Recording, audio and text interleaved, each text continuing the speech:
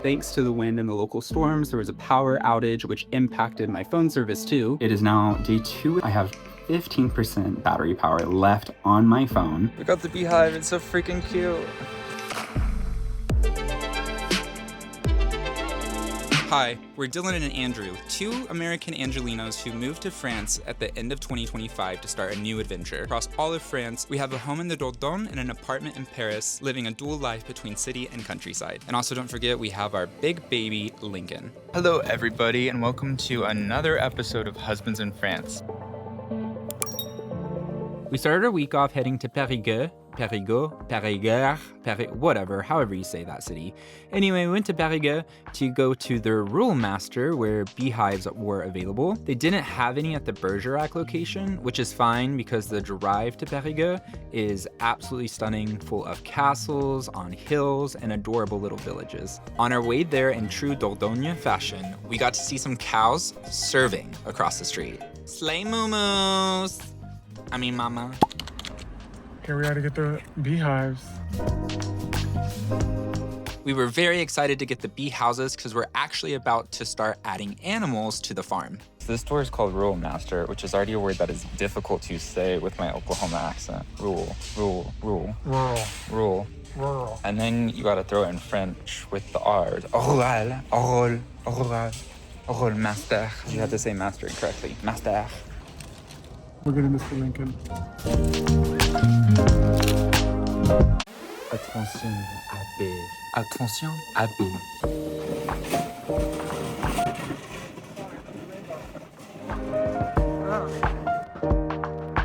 We got the beehive, it's so freaking cute. Then we went back inside because Andrew is never done shopping. We're buying seeds for the garden. Oh, do you think they have coriander or cilantro? As lovers of Mexican food, we definitely have to have cilantro, which we're still adjusting to calling it coriander instead of cilantro. How British!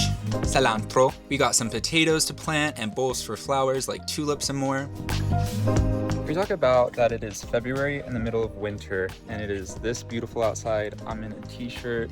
We were driving with the windows down, bopping to some music. Very, very nice. The past couple weeks have been a lot of fun. We ordered a bunch of supplies for home improvement projects, which you'll see throughout the next few months in upcoming videos. One of my best friends from Los Angeles came to visit with her friend, showed them Bergerac, and tried out a couple local restaurants. It was raining really, really heavy, so we really couldn't do a lot, so we just walked them around Bergerac and showed them the town.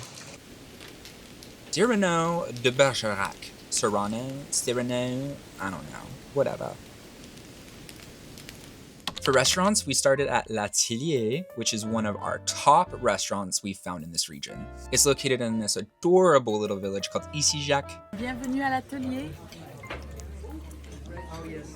No, la ville. La ville, ok, pardon. Take two. Bienvenue à Jacques.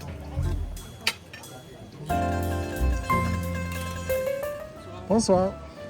The menu is seasonal and changes based on local sources and food availability, but it is a must visit when you're in the Bergerac area. Did you know the French eat cheese towards the end of the meal, right before dessert? The amuse-bouche was delicious, and I've really been getting into cider lately.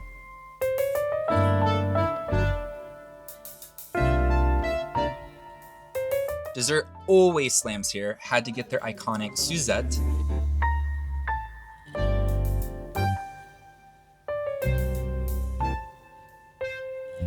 We would rate the L'Atelier 9 out of 10. The second restaurant we showed our friends was L'Imparfait, actually in Bergerac. Their food is delicious and a great spot if you're hanging out in or near Bergerac City Center. The food is really delicious, the dessert is amazing, and the people that work there are just so kind and wonderful. We give this place an 8 out of 10.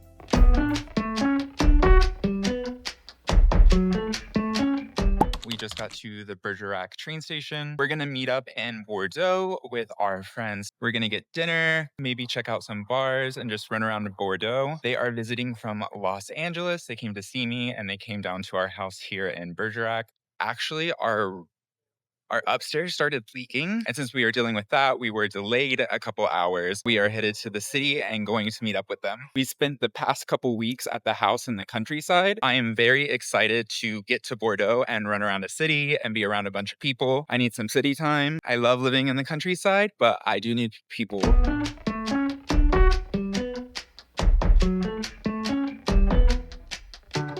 We just got in the train station. Now I'm going to see what track.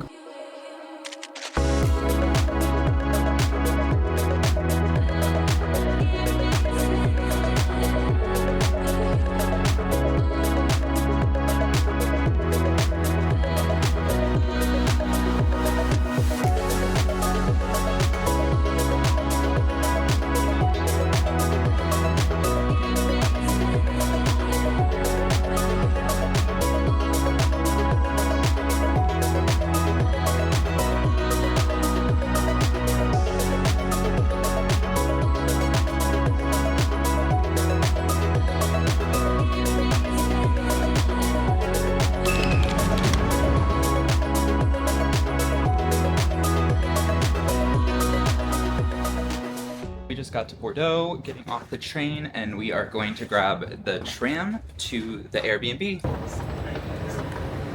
Yep. Which are we going on this trip?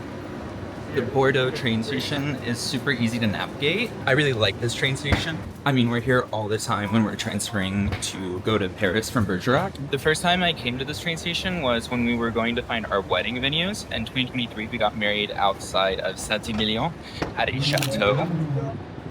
At that point, I did not know we were going to move to the southwest, so when the wedding was over, I was like, okay, that's probably the last time I'll ever go to Bordeaux, but I could not be more wrong. I have lost Andrew and Lincoln. I have no idea where they are. I took the escalator because I have the big bags, and then Lincoln and Andrew always take the stairs because we don't want to put Lincoln on an escalator. I do not see them. I mean, he has to go outside, so I'll find him.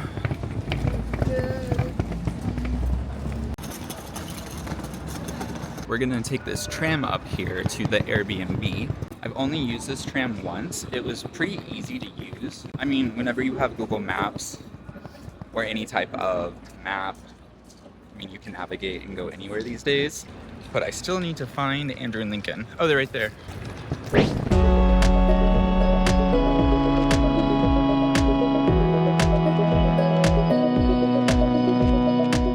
Bordeaux is a perfect weekend spot and only about a 2-hour and 15-minute train ride from Paris.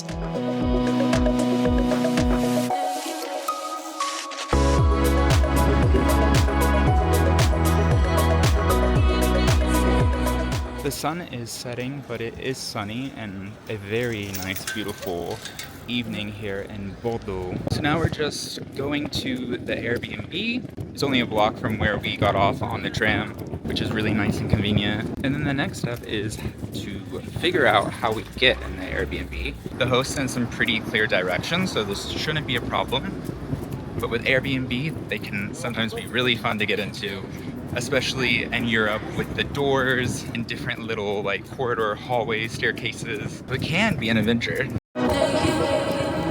Directions said the key box was right next to a pharmacy, and there is the pharmacy, so number 70, Studio 70.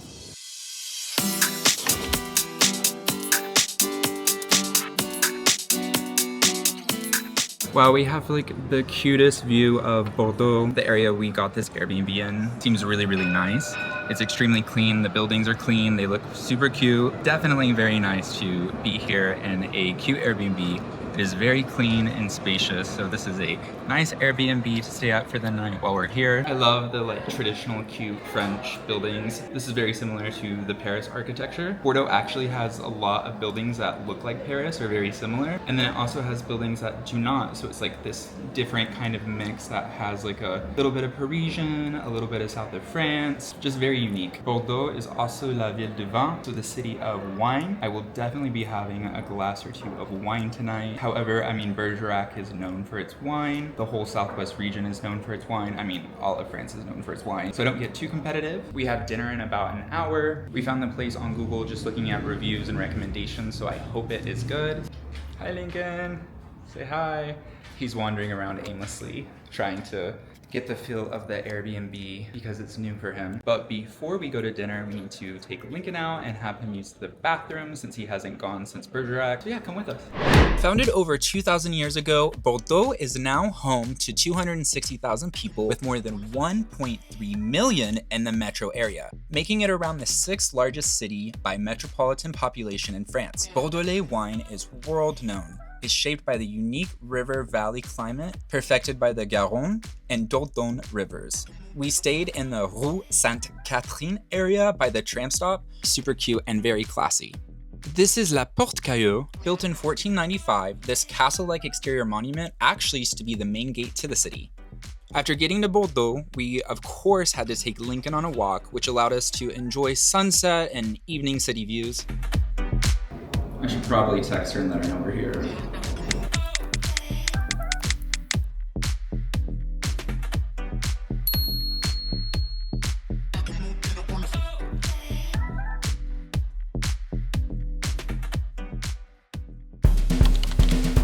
That evening, we got dinner at Bertha's Cafe, Berthu, I don't know.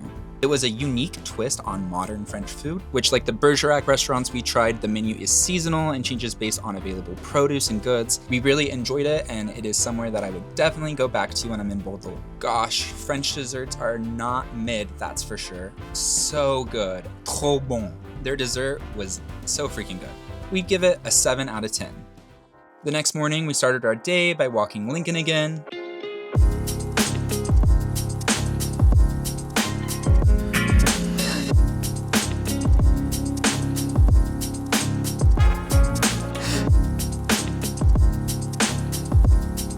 We tried Cafe and Cup, a coffee shop near the apartment we stayed in before going to the train station. It was very like standard regular coffee. Lincoln always has to position himself where he can watch us both. He will face the door until Andrew comes out. I would go back. We'd rate it a 6.5 out of 10. Here's a behind the scenes look at how Lincoln gets such cute pics. He has his own Instagram and Threads, by the way, lol. La basilique Saint-Michel est la 12e plus grande église catholique de Bordeaux. Construite entre le 14e et le 16e siècle, elle est un superbe exemple du style gothique flamboyant. Then we grabbed the train up to Paris, which the city had the best weather while we were there. Super beau.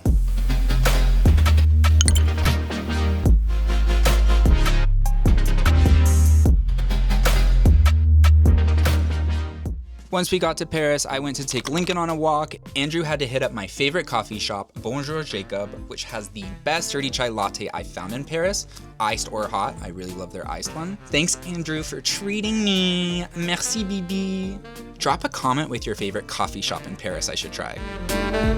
Arrête. Make sure you follow us on our other social media. We're on TikTok, Instagram, Threads, and Facebook. And one of my favorite parts, Andrew's free weekly newsletter has lots of fun things, recaps, other information that's not in a video, and it's written from a very personal perspective. But it can also be very helpful for future things like visas, buying a property, ideas on where to travel in France, things to do in Paris, and it's just a lot of fun. So make sure you go sign up for the newsletter. It takes 10 seconds. My friend and her friend essentially ditched Andrew and I the entire time to go shopping. So me and the hubby just went on walks, got bagels in Le Marais. This place is kind of like a French take on bagels. They're not the same as New York or an American bagel, but they're very, very good. Great for breakfast, brunch, or if you're in a hurry.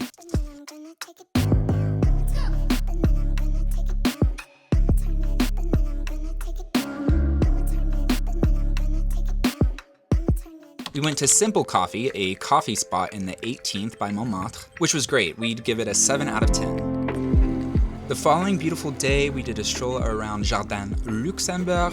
It was packed because it was one of the first sunny days in a long time, so the Parigots, the Parisians, were out and about.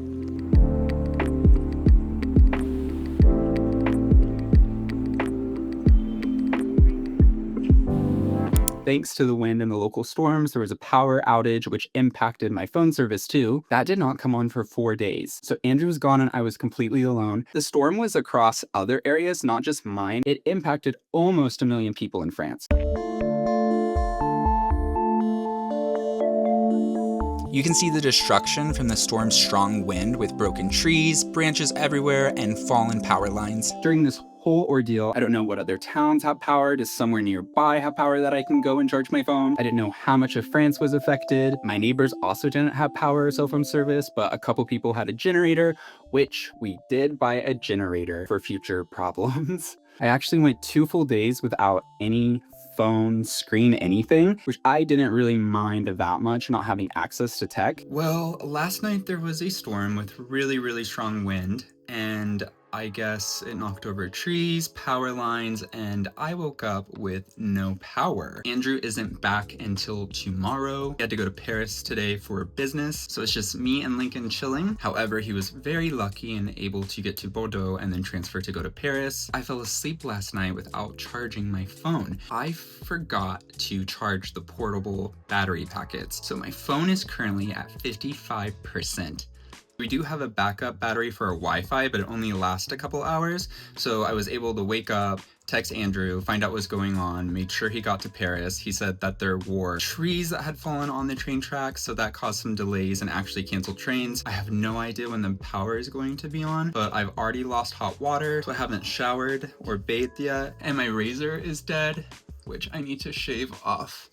This gross facial hair. I look a mess. I have no idea when the power is going to come back on. Now, I do have a couple flashlights, batteries, and some candles, so I'll be able to see. But what I'm worried about is if the power doesn't come back on today and my phone dies, I will literally have like nothing to do or see or communicate. I slept in because Andrew was gone, and when I woke up, I could hear like this beeping, and I went downstairs, wasn't sure. All the lights were off, nothing was working, my phone wasn't charging. So I realized like, oh no, the power's off. So I go to my laptop to check my emails and stuff, and I have Wi-Fi, and I see text from Andrew saying that like trees have been knocked over, power lines have been knocked over. There was just all this crazy stuff that had happened with the storm that had caused problems. But because of our backup Wi-Fi battery, I was able to send Andrew some texts and find out what was going on because I had no phone service. So there's no phone service. I've got like maybe an hour or two left of Wi-Fi, and then I have no communication with Andrew or anyone. So I haven't been able to get a hold of Andrew because I still don't have service. I went on a walk with Lincoln and tried to see if I could get some service, but I had no success. I went up on hills, down in valleys, along the road. We did about a 2-mile walk, and I still couldn't find any Wi-Fi. Now, one thought I had is to walk to a village nearby. That would take me like 2 hours and charge my portable battery packets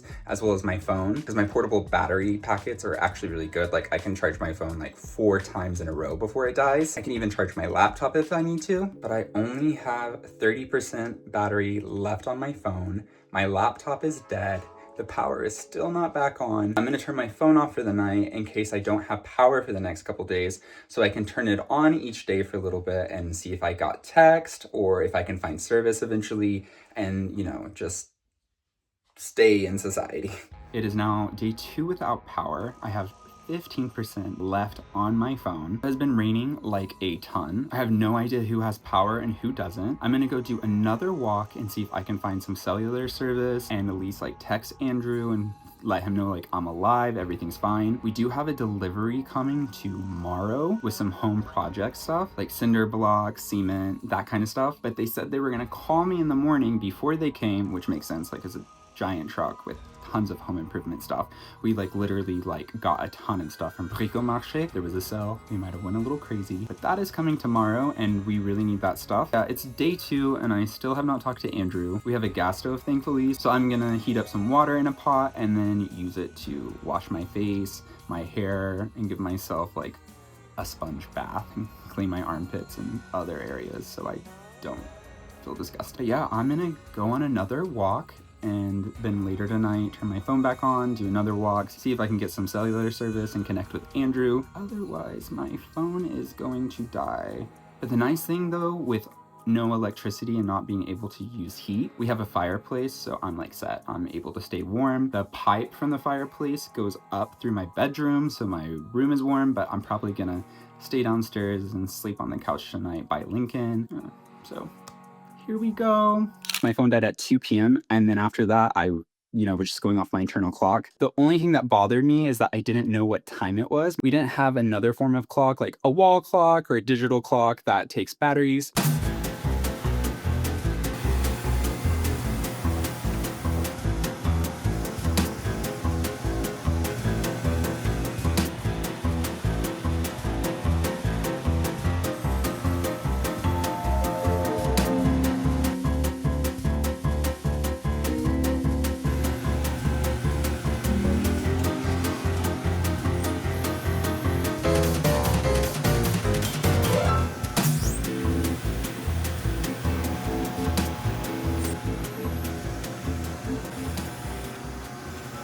On the fourth day, Andrew gets home. It is beautifully sunny. He gets here, there's no power, but he shows up with a portable battery pack charged for me, which was really nice. Anyway, by the time we made it to Bergerac to go do some errands, my phone was back on and I had service because we were in town. So I was able to update people. Like literally some of my friends were like, you didn't post to Instagram for 4 days. Like I got worried. I was about to text your parents. Like, are you okay? You weren't answering text messages, phone calls. The kicker. Andrew forgot to tell my parents about this whole situation. So they just had no idea why I wasn't talking to them. And they were concerned too because I essentially talk to my mom and dad every day. Usually I have a phone call with my dad every day for 30 minutes. My mother is a teacher. Her hours are a lot more difficult to connect due to the time difference. When it's evening and I'm free, she's teaching and busy. And then as I'm going to sleep, she's getting off work. So normally we have a phone call on the weekends, but we do text each other basically every day. I'm talking to my parents at least 5 days a week. My sister was like, yo, what's up? Because I also text her like these 3-4 days a week. But it was fine because I had Lincoln. I read a book, I did a puzzle, I did an adult coloring book with coloring pencils, which was very fun. Because I was using the fireplace, Lincoln and I laid by it for warmth and we're just kind of chilling. I laid there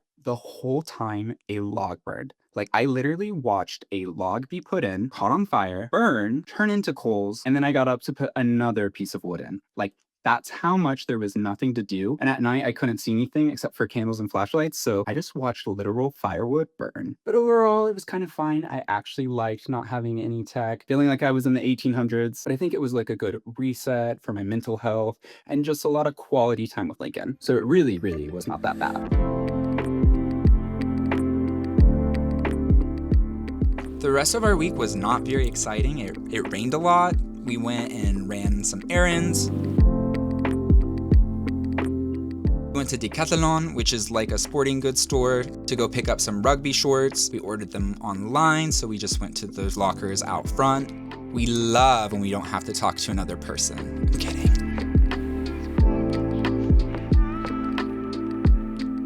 And then we swung into Action for some cheap home goods.